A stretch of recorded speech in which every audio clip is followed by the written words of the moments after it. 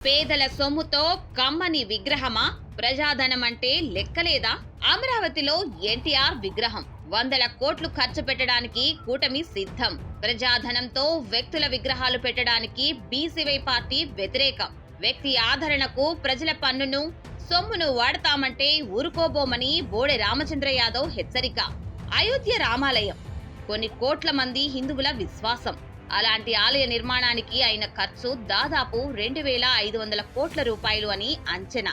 కానీ ప్రభుత్వం పెట్టిన ఖర్చు ₹1. ఆదిత్యనాథ్ యోగి లాంటి ముఖ్యమంత్రి ఉన్నా సరే, కేంద్రంలో మోదీ సర్కార్ ఉన్నా సరే, అయోధ్య నిర్మాణం బీజేపీ ఆర్ఎస్ఎస్ లక్ష్యమైనా సరే, ఖజానా నుంచి పెట్టిన ఖర్చు ₹1. కారణం ఏంటో తెలుసా? రాజ్యాంగం చెప్పిన సూత్రమది. హిందువుల విశ్వాసానికి ప్రతీకే అయినా ఈ దేశంలోని 100 కోట్ల మంది అయోధ్య నిర్మాణానికి అనుమతి ఇచ్చినా ప్రభుత్వ సొమ్ము వాడలేదు.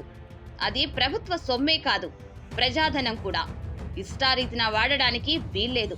అలాంటిది ఒక విగ్రహం కోసం వందల కోట్ల రూపాయలు ఖర్చు పెట్టడమా? అది కూడా ప్రజల సొమ్మును ఖర్చు పెట్టడమా? రూపాయి లేక అల్లాడిపోతున్న వేళ, అప్పులతో తప్ప పూట గడవని వేళ 100 కోట్లు పెట్టి ఎన్టీఆర్ విగ్రహం పెట్టడమా? ఇది మాయదారి ప్రభుత్వం కాదా? ఏదో పోయే కాలం దాపురించినట్టే కదా. అమరావతిలో ఎన్టీఆర్ విగ్రహం పెట్టాలనుకోవడం పెద్ద తప్పు కాకపోవచ్చు, కానీ భారీ విగ్రహం ప్లాన్ చేయడమే తప్పు. అందున ఆ విగ్రహానికి ఏకంగా 1750 కోట్ల రూపాయలు ఖర్చు చేయడం మహా తప్పిదం. సబ్జెక్ట్ కాకపోవచ్చు, కానీ ఎవరికైతే వెన్నుపోటు పొడిచారో ఆయన విగ్రహాన్నే పెట్టడం ప్రపంచ రాజకీయాల్లో ఎన్నడూ జరగనిది. పిల్లనిచ్చిన మామపైని చెప్పులు వేయించాడన్న చరిత్ర ఉంది. ఆ విషయం పక్కన పెడితే, ప్రజలు కడుతున్న పన్నులతో ఒక విగ్రహ నిర్మాణం చేపట్టాలనుకోవడం దారుణం. 1750 కోట్లు ఒక్క విగ్రహానికే పెట్టే బదులు బ్రహ్మాండమైన విద్యా సంస్థలు కట్టొచ్చు, పేదలకు ఉపయోగపడే హాస్పిటల్ కట్టొచ్చు. ఒక్క మెడికల్ కాలేజ్ నిర్మాణానికి 500 కోట్లు ఖర్చవుతుంది.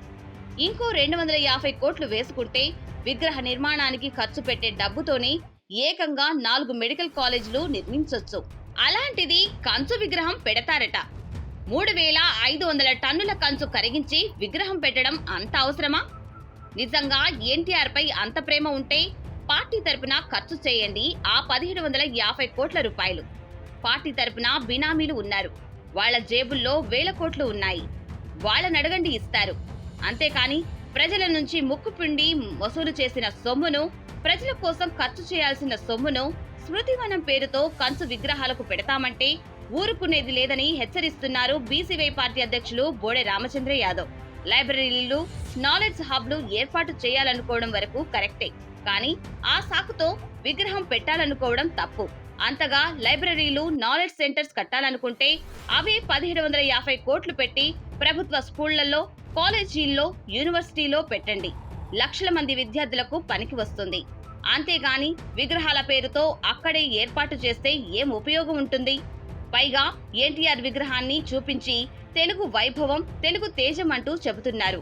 తెలుగు వాళ్ల కడుపులు నిండినప్పుడు కదా తెలుగు వైభవం వెలిగేది. తెలుగు నిరుద్యోగ యువతకు ఉద్యోగాలు ఇప్పించినప్పుడు కదా తెలుగు తేజాలు ప్రపంచానికి తెలిసేది. అంతేకాని ఇలా ప్రజల సొమ్ముతో విగ్రహాలు కడితే ఏమొస్తుంది? ఇవాళ ఈ ప్రభుత్వం ఉంది కదా అని ఎన్టీఆర్ విగ్రహం పెడతారు. రేపటి రోజున ఇంకో ప్రభుత్వం వచ్చి వైఎస్ విగ్రహమో పెడతామంటే ఎలా? ఇదా తెలుగు జాతి ప్రోత్సహించాల్సిన కల్చర్ అని ప్రశ్నిస్తుంది బీసీవై పార్టీ.